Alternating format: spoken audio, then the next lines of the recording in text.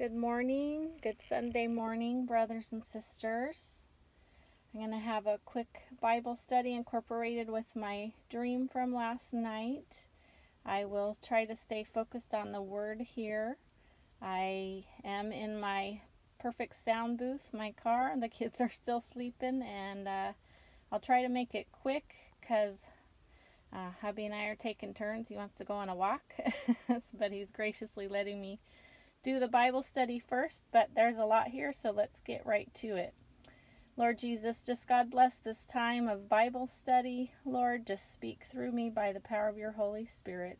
Speak truth and life. Let your word not return void. In Jesus' name, amen. So the first scripture today is 2 Corinthians 4:17. For our light affliction, which is but for a moment, is working for us a far more exceeding and eternal weight of glory. Why we do not look at the things which are seen, but we look at the things which are not seen with our spiritual eyes. For the things which are seen are temporary, but the things which are not seen are eternal. So last night I dreamt of a train, and it was representing the world. And the car I was in, there was a guy that just looked so evil, and he kept looking at me. And so then I looked to another person, and he came over and was offering to help me. And then so he gave me some money for my ticket. And anyways, it turned out the two were working together, and both were evil. So it was all a scam, and so we're still in this world full of evil. I recently put a listing on Craigslist, and the response was, send me your name and address, and, I'll give you a money order with extra money. And I knew it was a scam. We're living in this world full of scams, so just be careful who you trust right now. Put your trust in the Lord Jesus Christ. But we're all going through afflictions, and so just keep your eyes on Jesus. It's working for us a far more and exceeding an eternal weight of glory. So as I'm talking, feel free to read more of this scripture, but I want to also go to Hebrews 12:2. Let's see, we're in Hebrews 12:2.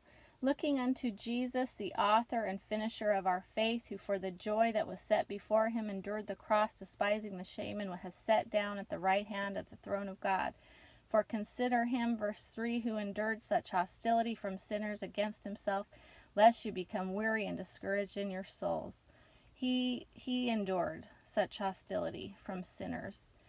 But look unto Jesus, again, that confirms. And he is the finisher of our faith, and there will be joy. Joy waits for us. And in my dream there was a waitress, and her name was Joy, and she was full of joy.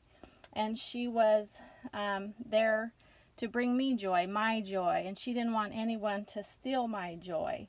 And there was a carousel, like on the other side of her, just kind of representing joy and laughter. And I don't know if this was just further on down from the train. We're not to lose our joy in this world. Satan wants to steal our joy, but it's also the joy that is set before us in heaven. And I don't know if there'll be carousels there, but maybe we'll be able to travel around in circles like that without a carousel in the spirit, right? So this gal named Joy, she had a pretty dress on. It kind of reminded me of a dress that you might find in Holland or somewhere. And just want to say thank you to my brothers and sisters here on YouTube around the world that bring me so much joy. I've interacted with many of you from Holland and Australia and England and Scotland and maybe more. We don't always know what country of the person we're interacting with, but praise the Lord for the body of Christ here around the world. And so thank you for bringing me joy in the Lord. And, heaven is for real. And this gal named Joy was taking my order. And I was like, well, what does that mean? And I have had conversations with God where I've just kind of imagined things I'd like to do or have or experience in heaven. And I hope that's not greedy or whatever, but I always end with, God, you know what's best. But I just kind of imagine my place in heaven, or what I'd like to do. I don't know. Jesus, when in his resurrected body, had a fish fry with his disciples. So, you know, we'll be doing real things. Heaven is for real. If you haven't read some of those books about heaven's realness, it's kind of fun. So anyway, she was taking my order. But what I would order right now is more souls for the kingdom. I'd also dreamt of a stadium where we were just bringing in the harvest. It was a rally for more souls to be saved. Again, we were working with many nations, just as there are many making videos here. We're communicating with people around the world in our comments and our videos. Again, definitely Holland, Australia, England, Scotland I've interacted with. So there was one person not in the stadium in my dream that I would have liked to see there, bringing souls to the kingdom. And so if any of you feel led to start making videos, you know, maybe it's someone I know, don't be like hesitant because, oh, Gina's doing this, you know, copy me, I don't care, make them better. So anyways, if you feel led, you start making videos too. And so we are reaching followers of Jesus all around the world. Maybe you're having dreams too. Don't be afraid to share what the Lord's doing in your life. So followers of Jesus all around the world, following the Word of God, the Holy Bible, the Holy Spirit, we're gathering to harvest more souls. And so that brings me to another scripture I'd like to share from John 17. John 17, verses 20 to 26, that's when Jesus is praying for all the believers. Let's see, where am I? Chapter 17, chapter 17, verses 20 to 26.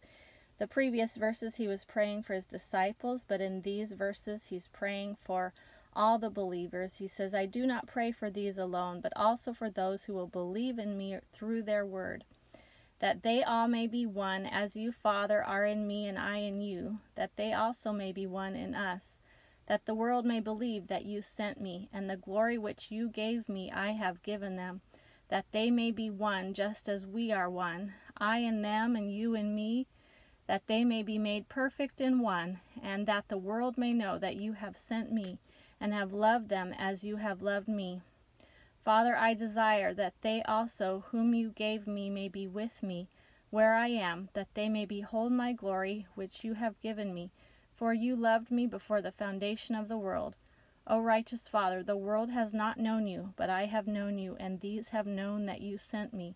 And I have declared to them your name, and will declare it, that the love with which you loved me may be in them, and I in them.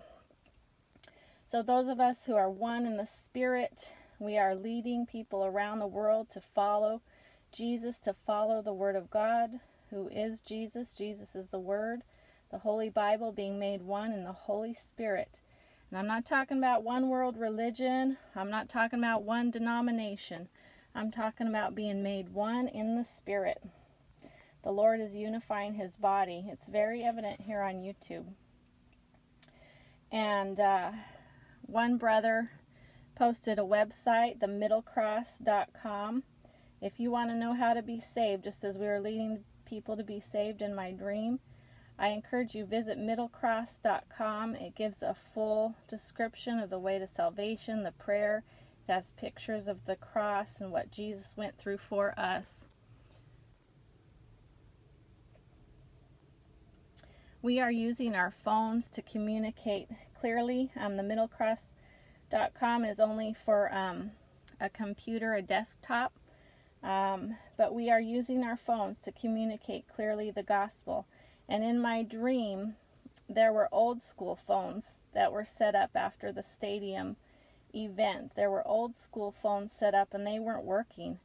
You know, a lot of traditional old school ways of proclaiming the gospel aren't working. You know, people on sidewalks trying to share the gospel are being arrested, or, you know, kids giving out Bibles at school. Schools are threatening to call the police. So, more public ways of sharing the gospel. The old school phones aren't working. You know, the Bible teachings against sin are being threatened in the public arena. So we are communicating the gospel clearly through our phones. So after a while in my dream in this stadium, I needed a rest. So I sat down, had a sandwich, kind of like my Sabbath yesterday, took a break from videos. And before I knew it, everyone was on the bus. And that was some of my first videos were of people getting on the bus and going to the golden streets, the golden buses. We were heading to the heavenly gates. And unfortunately, not everybody chose Jesus at that time. They went to heaven eventually, but they had a few things to learn. They had backpacks and books, and they just weren't ready yet. They didn't know the gospel yet, and so they had to go the tribulation before getting to heaven. So get ready for the banquet. Get ready for the marriage. Get to know Jesus. As a lily among thorns, so is his love. He loves you.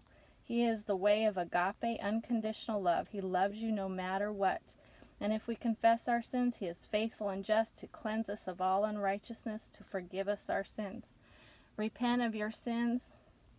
Follow Jesus today. Keep following up. Follow Bible-based channels. Check out middlecross.com if you get a chance. And keep following Jesus, brothers and sisters. Amen.